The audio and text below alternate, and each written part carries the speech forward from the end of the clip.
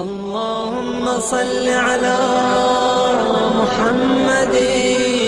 وآل محمد۔ تقریب شادی کیسی ہونی چاہیے پریکٹیکلی بالکل، کیونکہ دیکھیے کہنا تو بہت آسان ہے کہ جناب اسلامی شادی کیجیے۔ اب اسلامی شادی کرنے کے چکر میں بہت سے لوگ اتنے زیادہ افراط و تفریط کا شکار ہو جاتے ہیں، اتنے زیادہ افراط و تفریط کا شکار ہو جاتے ہیں کہ بالکل ہی یا تو افراط ایسا اس کے اندر ہوتا ہے کہ مثلا وہ پروگرام شادی کا کوئی ورائٹی پروگرام محسوس ہونے لگتا ہے، وہ تقریب نکاح نہیں معلوم ہوتی۔ اور اس کے مقابلے میں جو بہت دیندار ہوتے ہیں وہ کچھ اس انداز کی شادی ہوتی ہے کہ وہ سوئم کی مجلس معلوم دیتی ہے۔ تو یہ دونوں چیزوں سے اپنے آپ کو بچانا ہے۔ ان دونوں چیزوں کو دیکھ کر معاشرہ پھر وہ گناہ کی طرف ہی جانے لگتا ہے۔ تو دیکھیے سب سے اہم اس کے اندر جو موقع ہے نا کہ جب بھی کسی دیندار لڑکی کے لیے مثلا کوئی رشتہ آئے، اول تو ان خصوصیات کے حامل افراد تلاش کیجیے، لیکن تقریب نکاح کے اندر دیکھیے سب سے زیادہ نحوست والی چیز، لوگ دن تو بہت ڈھونڈتے ہیں کہ بھائی نحس دن نہیں ہونا چاہیے اور نحس گھڑی نہیں ہونا چاہیے اور کون کون سی تاریخیں اور جنتریاں کھنگالی جاتی ہیں، لیکن سب سے زیادہ منحوس جو اس دولہا دلہن اور گھر والوں کے لیے چیز ہے وہ گناہ ہے اس تقریب والے دن کے جس دن وہ نکاح ہو رہا ہے۔ اچھا اب ان گناہوں کو کیسے روکا جائے؟ تو میں نے بہت سوچا تو مجھے ایک سب سے اہم ترین موقع جو محسوس ہوتا ہے ان چیزوں کو رکوانے کے لیے کہ یہ سب باتیں پہلے سے اس وقت طے ہوں۔ کون سی باتیں؟ مثلا مکس گیدرنگ ہوگی یا نہیں ہوگی نہ ہونے کے لیے، یا مثلا مووی بنے گی یا نہیں بنے گی، یا مثلا فوٹو کھینچے جائیں گے تو کس انداز سے، یہ کوئی بھی طے نہیں کرتا پہلے سے۔ اور پھر جب وہ لے کر آ جاتے ہیں چیزیں اور اس وقت جو ناچاقیاں اور منہ بنتے ہیں اور لوگوں ایک بدمزگی پیدا ہوتی ہے، اس سے بچنے کے لیے جو سب سے اہم موقع جو میرے خیال میں ہے جس وقت اس کی بات کرنی چاہیے، یہ وہ موقع ہے کہ جس وقت لڑکے والے لڑکی کے گھر کے چکر لگا رہے ہوتے ہیں۔ دیکھیے چند ایک موقع ایسے آتے ہیں کہ جس وقت وہ بڑے فریکوینٹلی بچ کے، یعنی لڑکے والے جب رشتہ طے ہو جائے اس کے بعد ذرا وہ فن خانی کی طرف چلے جاتے ہیں، یا مثلا شادی وادی کے بعد پھر لفٹ نہیں کراتے، لیکن یہ وہ ایک موقع ہوتا ہے جس وقت انہیں کرنی ہوتی ہے، اس وقت وہ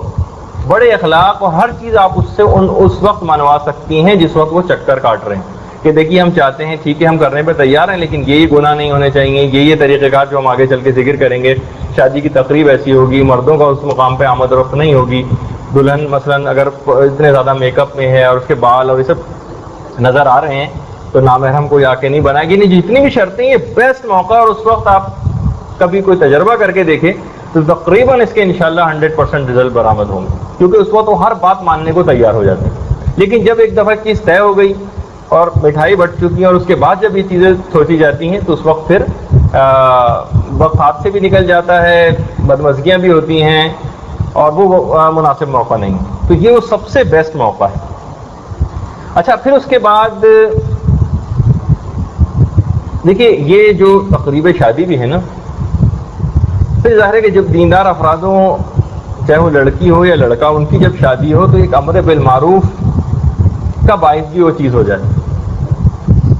بہت سارے اس میں کارڈ، شادی کارڈ جو ہیں، ایک تو مروجہ کارڈ ہیں جو آپ نے دیکھے ہیں، لیکن شاید آپ نے کچھ خصوصی شادی کارڈ نہیں دیکھے۔ خصوصی شادی کارڈ کون سے ہیں؟ بہت سارے شادی کارڈ ایسے اب تک آئے ہیں،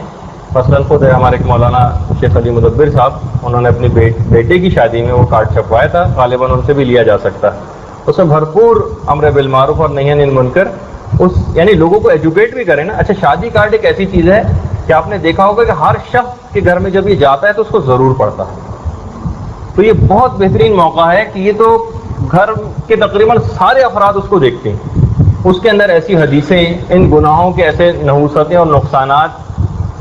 اور ایسی باتیں اس کارڈ کے اندر چھپوا لی جائیں، 2 یا 3 پیج کا بھی اگر وہ، اور بہت سارے نوجوانوں نے بھی اس کی ٹرائی کی، ان سے بھی مدد لی جا سکتی ہے، جیسے علی مدبر صاحب سے بھی وہ کارڈ لیا جا سکتا ہے یا آپ کے کچھ قسمتی سے برادر وسیم ان سے بھی آپ مدد لے سکیں. تو ایسا کارڈ بنایا جائے کہ جس میں پوری یعنی امر بالمعروف کا فریضہ بھی ساتھ ساتھ ادا ہو جائے. اچھا پھر اس کے بعد ہے جتنی بھی اور چھوٹی چھوٹی دیکھیے تقریبات ہوتی ہیں نا, ایسا نہ ہو وہی میں نے کہا کہ بالکل وہ سوئیں کی مجلس نہ معلوم دینے لگے. جتنی اچھی تقریبات ہو سکتی ہیں وہ سب آپ کیجیے. مثلا میلاد. اچھا میلاد میں بھی کچھ صاحبان ایمان کا یہ کہنا ہے کہ امر بالمعروف کے لیے اور لوگوں کو ایجوکیٹ کرنے کے لیے یہ بھی بڑا اچھا موقع ہے. یعنی اگر اس کے اندر قصیدے اور منقبتیں جو جس طرح انداز سے پڑھی جاتی ہیں ان کے ساتھ ساتھ اگر ایسی 15 20 25 30 منٹ کی اگر ایک تقریر پہلے سے ایسی کوئی خاتون جو کہ اس سلسلے میں کم حقہ ہو اتنے کم وقت میں میسج کو ڈیلیور کر سکیں اور اچھی تیاری کے ساتھ آئیں, ان سے آپ ضرور کروائیے. کوئی فرق نہیں پڑتا اور بہت اچھا محسوس ہوگا. یعنی ٹھیک ہے پردے کا خصوصی انتظام رکھیے اور اس تقریب میں خواتین اپنے تمام تر میک اپ اور زیبائش کے ساتھ آئیں, یعنی اس کے اندر ایسی کوئی پابندی نہ لگائیے. اور پھر اس قسم کی تقریبیں منعقد بھی کیجیے. یعنی اس کے اندر ٹھیک ہے وہ سب گلیمر اور جو حسرت زیبائش کی ہوتی ہے وہ ساری پوری ہو جائیں ان کی, لیکن پردے کے اندر. اچھا پھر اس کے اندر ایک بڑا مسئلہ آتا ہے مووی بنانے کا. اچھا اب دیکھیے مووی بنانے کے لیے چاہے وہ تقریبات ہوں نکاح کی یا ولیمے کی تقریب ہو, ظاہر ہے کہ نامحرم سے تو مووی بنوانا یہ تو حرام ہے اگر بے پردگی یا اتنا زیادہ میک اپ تو وہ تو مطلقاً حرام ہے. تو اگر واقعی بنوانا ضروری ہی ہے اور دل چاہ رہا ہے اور اس میں کوئی ممانعت بھی نہیں ہے کہ اگر ایسی عورتیں آپ تلاش کر لیں جو ذرا پروفیشنل اور وہ مل جاتی ہیں اور تقریباً اسی ریٹ بلکہ اس سے بھی کم تر ریٹ پہ مل جاتی ہیں جس پہ عام طور پہ وہ مووی میکرز مرد حضرات آیا کرتے ہیں. ایسے پتے بھی دیے جا سکتے ہیں آپ کو, ایسے خواتین سے بھی آپ کانٹیکٹ کر سکتی ہیں ذرا سی اگر کوئی تحقیق کریں. خواتین میں خواتین مووی بنائیں اور مرد حضرات کی کمپارٹمنٹ میں مرد حضرات مووی بنائیں. جو یہ کرنا چاہتا ہے وہ اس انداز سے بھی کر سکتا ہے. اچھا پھر جس جگہ پر وہ تقریب منعقد ہو رہی ہے پھر اچھا ایک بات اور اس میں بتا دوں کہ اس میں پھر اس بات کا آپ کو خیال کرنا پڑے گا کہ وہ مووی جو خواتین کے لیے اس کا ایک الگ کیسٹ بنوایا جائے اور وہ پھر ایسے نامحرم مردوں کے ہاتھ میں نہ جائے جن کے لیے وہ دیکھنا حرام ہے. یعنی صرف فقط عورتیں پھر اس کو دیکھ سکیں گی.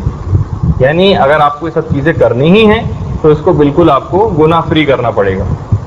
اور خلوف السلم کافہ, اسلام میں پورے کے پورے داخل ہو جانا ہے. اس میں لے لیا تھوڑا سا اسلام بھی لے لیا, تھوڑا سا دوسری چیزیں بھی لے لی, یہ نہیں, یہ آپ نہ کریں. اچھا پھر اس کے بعد اب وہ تقریب, اس تقریب کے اندر بھی دیکھیے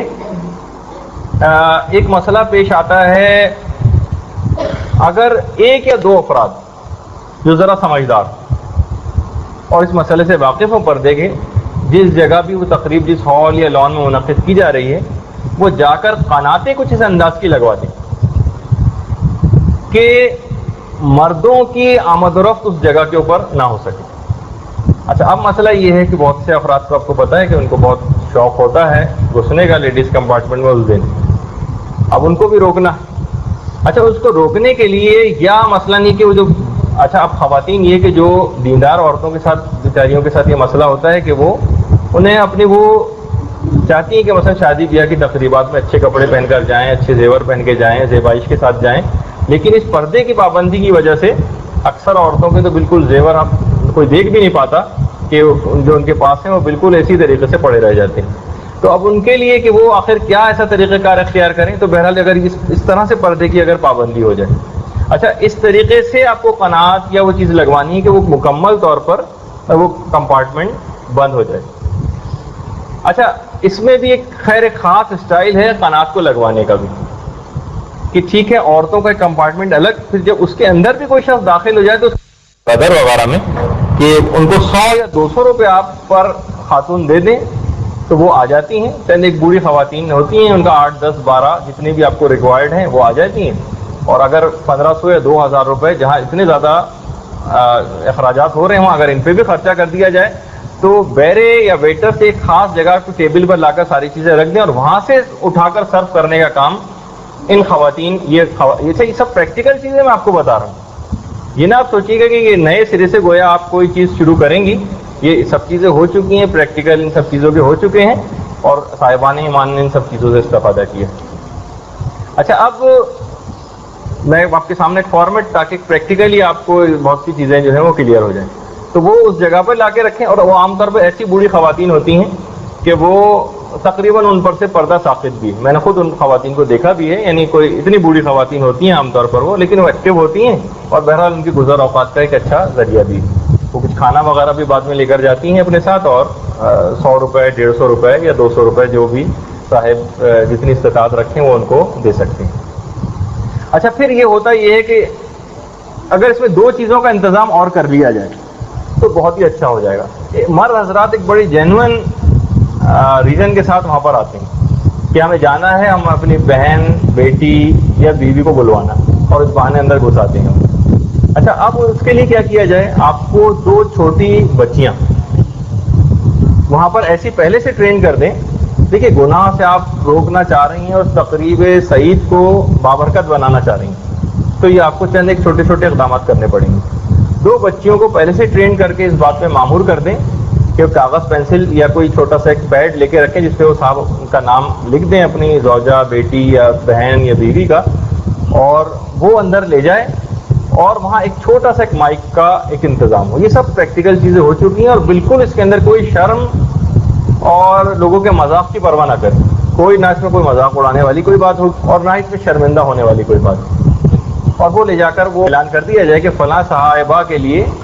ان کے شوہر, بھائی یا دروازے پر موجود ہیں, تو وہ خود وہاں پر آ جائیں. تو اس طریقے سے مردوں کو.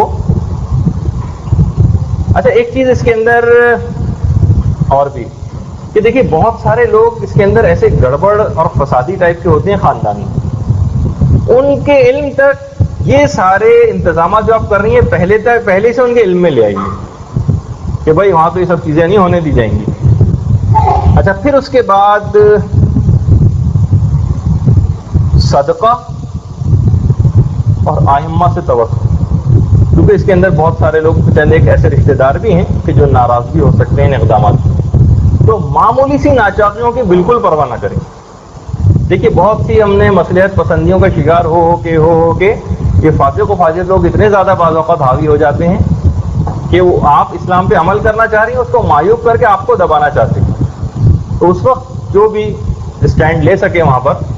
اب وہ تو پہلے ہی سے ہی جب آپ کا کارڈ ہی جائے گا اور اسی کے اندر یہ چیزیں ہوں گی تو خود بخود آدمیوں کے کان کھڑے ہو جاتے ہیں کہ یہاں پہ کوئی گڑبڑ ہونے والی ہے اور یہ ہمیں منمانی نہیں کرنے دی جائے گی. تو خود ہی وہ لوگ اپنی عزت کا خیال کرتے ہوئے یا معمولی سے اگر ناراض بھی ہوتے ہیں تو ان کو ناراض ہو جانے دیجیے, بس پروردگار عالم اس دن ناراض نہ ہونے پائے. جی جی, ہاں, تو کوئی بات نہیں, وہ تھوڑے دن بعد وہ ساری ناراضگیاں بھی ختم ہو جاتی ہیں, لوگ بھول بھال بھی جاتے ہیں, لیکن وہ جو نحوست اور گناہ اس موقع پر آ جاتے ہیں پھر وہ ساری زندگی ان کو بھگتنا پڑتے ہیں. تو خاص طور پر اس دن. اچھا, اب اس بات کا خیال کرنا ہے. اچھا, پھر اس کے بعد اس کا ایک طریقہ اور بھی. اچھا دیکھیے, خاص طور پر اگر آپ کو تقریب نکاح جو سب سے بابرکت ہے, جس دن صیغہ نکاح پڑھا جا رہا ہے اس دن, ان تمام خرافات سے اپنے آپ کو بچانا ہے تو اس کا ایک طریقہ اور بھی کہ شادی کو مسجد یعنی وہ تقریب نکاح مسجد یا امام بارگاہ میں منعقد کر دی جائے. اور بہت اچھی مثلاً ہم نے جو انتظام دیکھا ہے ہماری محفل مردودہ جو امام بارگاہ ہے مسجد, وہاں پر مردوں کا کمپارٹمنٹ بالکل الگ ہے, اس کا رستہ بھی بالکل الگ ہے, عورتوں کا بالکل الگ ہے, اس کا رستہ بھی بالکل الگ ہے, اور کوئی بچہ بھی وہاں پر نہیں جا سکتا عورتوں کے کمپارٹمنٹ میں. عورتیں ہیں اور وہاں کسی کو جانے کی ہمت بھی نہیں ہوتی. تقریباً نکاح ہو جاتی ہے اپنے اپنے مقام پہ, پھر باہر جب سب لوگ روڈ پر آئیں جس کو ملنا ہو باہر مل لے, لیکن اندر کوئی نہیں جا سکتا. تو بہرحال اس تقریب کو آپ اس انداز سے بھی, اگر آپ کو لگ رہا ہے کہ بہت زیادہ فسادی لوگ موجود ہیں اور بہت زیادہ گڑبڑ کا احتمال ہے, تو ٹھیک ہے, ایک اچھا طریقہ یہ بھی. اور بہرحال ابھی کسی میں اتنی ضرورت نہیں ہوتی ان جگہوں کے اوپر ایسے باقاعدہ فسق و فجور کا وہ اہتمام کرے. اچھا, پھر اس کے بعد علماء نے ایک چیز خاص طور پر آیت اللہ امینی نے لکھی ہے اور وہ بڑی ریکمینڈڈ بھی ہے. وہ یہ ہے کہ دیکھیے, بہت سی چیزیں ایسی ہیں جو شوہر اور بیوی کے انڈرسٹینڈنگ کے لیے یا مثلا اگر لڑکی کی شادی کسی ایسے مرد سے ہونے جا رہی ہے کہ جو دینی اعتبار سے اتنا کامل نہیں یا ان خصوصیات پہ پورا نہیں اترتا، لیکن چلے بہرحال پھر بھی وہ شادی ہو رہی، اب کچھ ٹائم کاش ایسا مل جاتا کہ اس کی کچھ تربیت پہلے سے ہو سکے. شادی کے بعد تو کچھ ایسا، یعنی رخصتی کے بعد تو ایسا سلسلہ ہو جاتا ہے کہ پھر وہ مرد حضرات اتنا زیادہ کام نہیں کرتے. لیکن آیت اللہ ابراہیم امینی نے کہا اگر فقط نکاح ہو جائے پہلے اور کچھ عرصہ یہ نکاح باقی رہے اور اس کے بعد رخصتی، تو یہ آپس کی انڈرسٹینڈنگ کے لیے، اور ان میں سے اگر کوئی ایک بھی کم دیندار ہے تو دوسرا اس کو ٹریننگ پرووائڈ کر سکتا ہے. مثلا نمازوں کا قضا ہونا ابتدائی دنوں میں، اور پھر اس انداز سے جو خرافات اور نحوستیں یہ سب چیزیں یہ گناہ لے کر آتے ہیں، ان سے بھی انسان بچ جاتا ہے اگر پہلے ہی سے انڈرسٹینڈنگ وغیرہ دونوں میں ہو جائے. اگر کوئی ایک دیندار ہے اس میں دوسرا اتنا نہیں ہے تو ایک دوسرے کی تربیت بھی کر سکے، اور اس وقت دونوں ایک دوسرے کی بات سنتے بھی.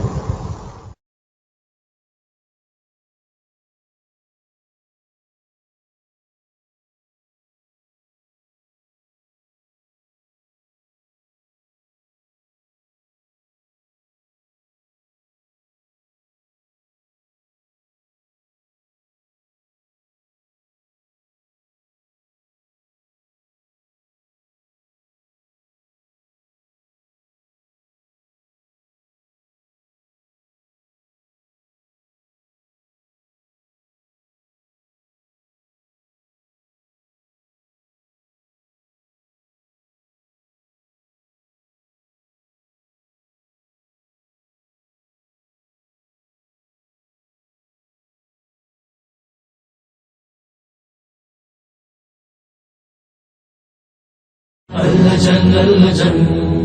اللجن اللجن يا مولا اللجن اللجن اللجن اللجن اللجن